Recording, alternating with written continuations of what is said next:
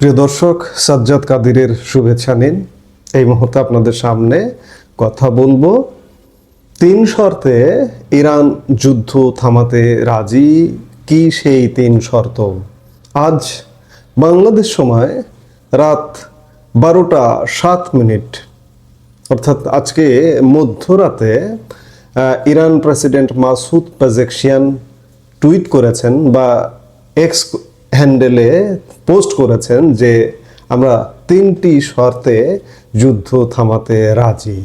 এতে করে কি মধ্যপ্রাচ্য যুদ্ধ কিংবা ইরান ইসরায়েল কিংবা মার্কিন যুক্তরাষ্ট্রের যে যুদ্ধ চলমান সেই যুদ্ধ কি থেমে যাচ্ছে? আমরা মাসুদ পেজেকশিয়ানের পোস্টটা এক্স হ্যান্ডেলে পোস্টটা একটু দেখে আসি, তারপরে কথা বলতে চাই। মাসুদ পেজেকশিয়ান লিখেছেন, রাশিয়া ও পাকিস্তানের নেতাদের সাথে কথা বলে আমি এই অঞ্চলে শান্তির প্রতি ইরানের প্রতিশ্রুতি পুনর্ব্যক্ত করেছি।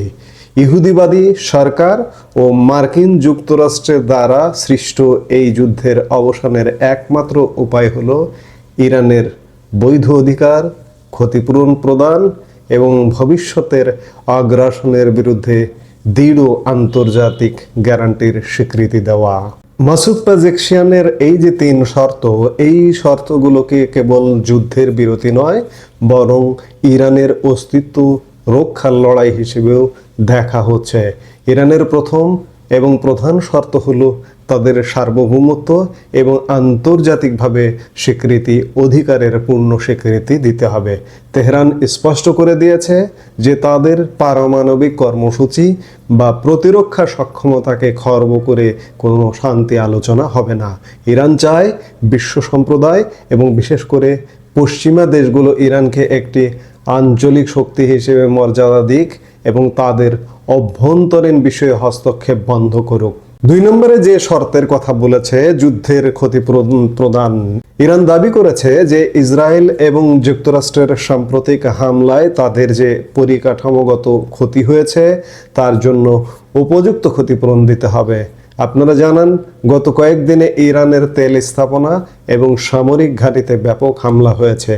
তেহরানের মতে এই হামলা ছিল উস্কানিমূলক এবং আন্তর্জাতিক আইনের লঙ্ঘন। তাই যুদ্ধ বন্ধের টেবিলে বসতে হলে আর্থিক ও সামরিক ক্ষতির দায়ভার হামলাকারীদেরই নিতে হবে। মাসুদ পেজেকশিয়ান 3 নম্বর যে গ্যারান্টির কথা বলেছেন, ভবিষ্যতে আগ্রাসন না চালানোর আন্তর্জাতিক গ্যারান্টি। সবচেয়ে গুরুত্বপূর্ণ শর্তটি হলো গ্যারান্টি। ইরান বলছে আগেও অনেক চুক্তি হয়েছে, কিন্তু ইসরায়েল বা যুক্তরাষ্ট্র তা বারবার লঙ্ঘন করেছে।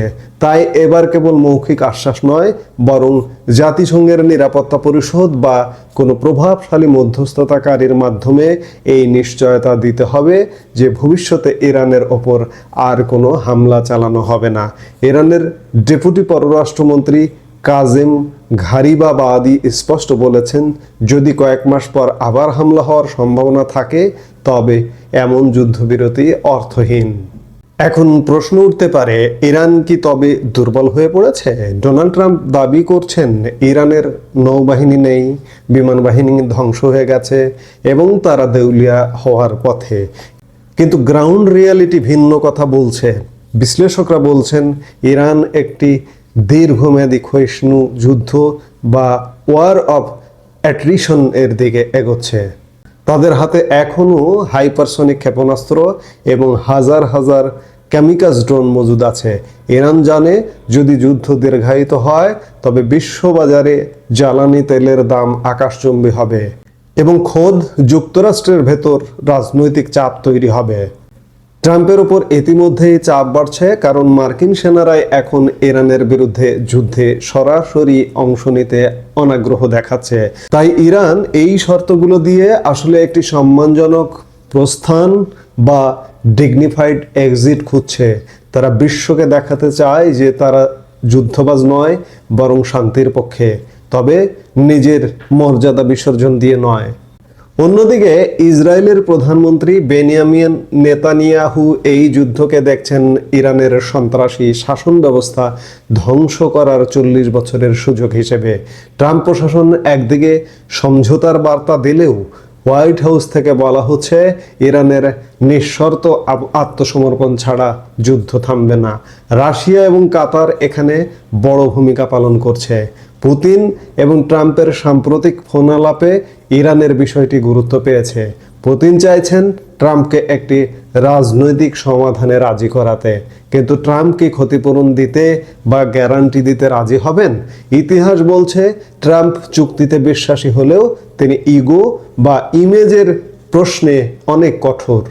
ইরানের এই 3টি শর্ত আসলে একটি ভূ রাজনৈতিক দাবার চাল। তেহরান বল এখন ওয়াশিংটন এবং তেল আবিবের কোর্টে ঠেলে দিয়েছে। যদি এই শর্তগুলো মেনে নেওয়া হয় তবে মধ্যপ্রাচ্য এক ভয়াবহ ধ্বংসযজ্ঞ থেকে রক্ষা পাবে, আর যদি প্রত্যাখ্যাত হয় তবে যুদ্ধের আগুন পুরো বিশ্বকে গ্রাস করতে পারে। এখন দেখার বিষয়, ট্রাম্প কি ইরানের এই 3 শর্ত মেনে নেবেন, নাকি ইরানকে আরো বড় সংকটের মুখে পড়তে হবে?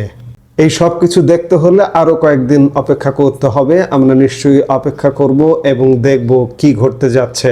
এই মুহূর্তে এ পর্যন্ত। সবাই ভালো থাকুন, সুস্থ থাকুন।